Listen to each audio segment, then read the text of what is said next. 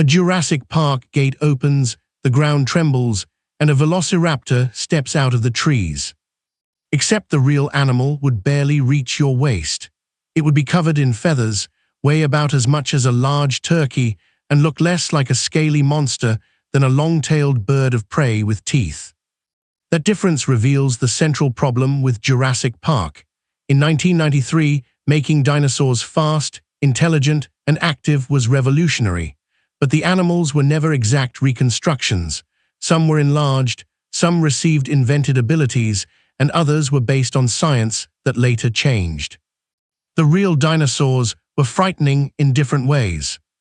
Start with the franchise's most famous hunters, the Velociraptors. In the films, they stand almost as tall as an adult human. They communicate, coordinate ambushes, open doors, and plan several moves ahead. The real Velociraptor was around 1.8 meters long, but most of that length came from its stiff tail. Its body was low, light, and only about 7 kilograms. The movie animal was closer in size to Deinonychus, a larger North American relative. The filmmakers used the name Velociraptor partly because it sounded more dramatic, convenient for marketing, less convenient for paleontology. Its skin was also wrong. Fossil evidence shows that Velociraptor had attachment points for large feathers on its arms, while close relatives preserve extensive feather coverings. A real one probably had a feathered body, wing-like forelimbs, and display feathers around the tail. Then there is the sickle claw. Jurassic Park describes it as a curved knife used to slash open a victim's belly, but it lacked the sharp cutting edge needed to work like a giant can opener. One leading interpretation is that dromaeosaurs used their feet more like hawks, pinning smaller prey while the jaws tore into it. Still unpleasant, just more eagle than assassin. The films may also exaggerate raptor intelligence. These animals had relatively developed brains and strong senses, but there is no evidence that they understood door handles or organized military-style attacks. Whether some dromaeosaurs hunted cooperatively remains debated.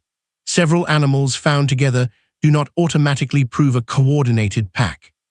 Now compare that with Dilophosaurus.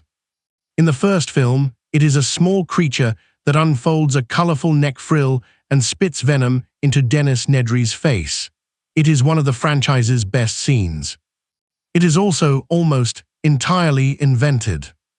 The real Dilophosaurus was a large early Jurassic predator, far bigger than the waist-high movie animal.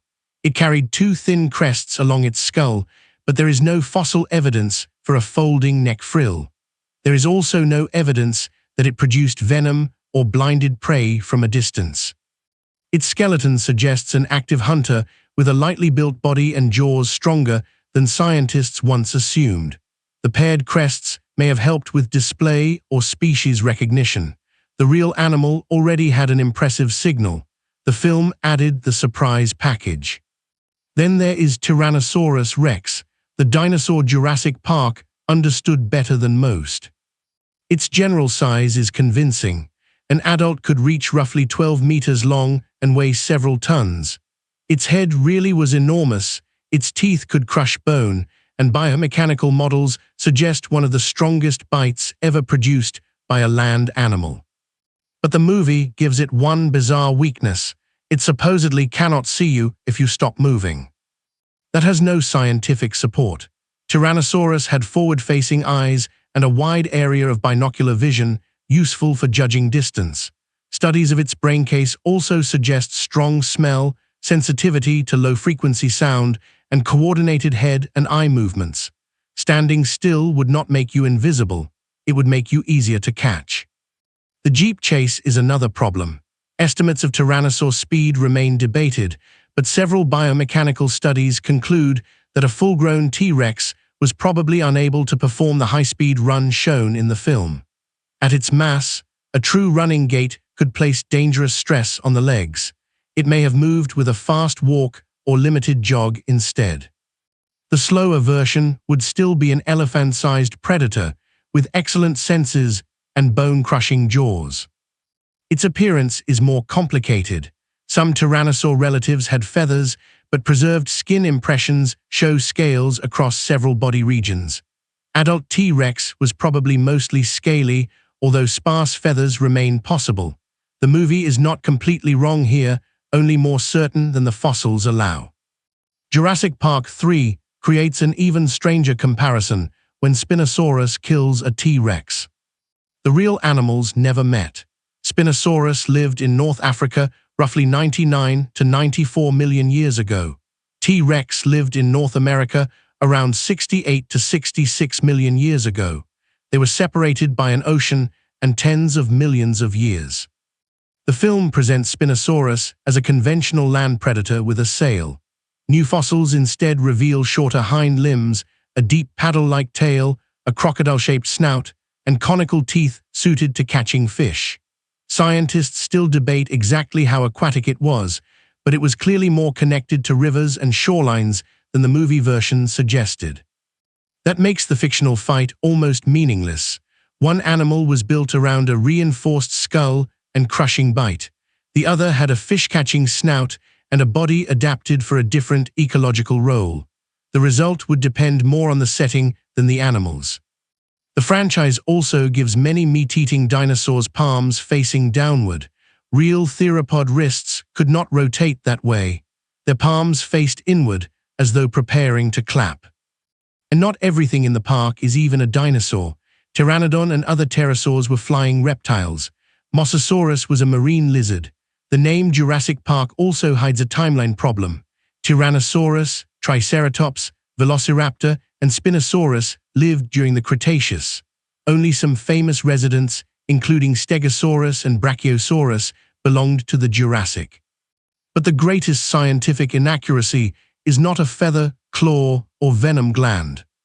It is the park itself. DNA breaks apart over time. The oldest DNA recovered so far is about 2 million years old and survived under exceptional frozen conditions. Non-bird dinosaurs disappeared 66 million years ago. A mosquito in amber would not preserve a complete dinosaur genome across that gap, and filling missing sections with frog DNA would not repair it. It would create a genetic mixture, not a functioning dinosaur. So Jurassic Park cannot give us real dinosaurs. But it gave audiences something paleontology had emphasized for decades. Dinosaurs were active animals, not slow swamp reptiles dragging their tails through mud. The films made them feel present. Modern science has changed their feathers, posture, speed, senses, and behavior. It has also made them more diverse and more unusual. The real Velociraptor was not a giant reptilian mastermind. It was a feathered ground predator using its feet like a bird of prey. Dilophosaurus did not spit venom, but it was much larger than the movie admitted. T-Rex could see you perfectly well, even if it could not chase a jeep. Spinosaurus was not simply a bigger land monster. It was a specialized predator shaped by water. The movie versions were designed to look like monsters. The real dinosaurs were designed by evolution, which had far stranger ideas.